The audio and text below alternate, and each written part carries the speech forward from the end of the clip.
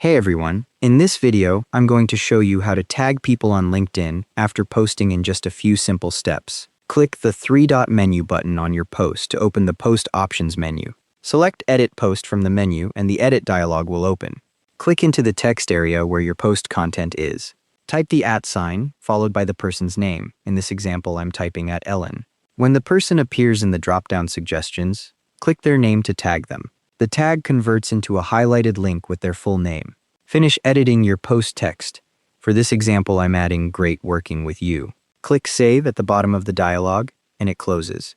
A Changes Saved notification appears, confirming your edit went through.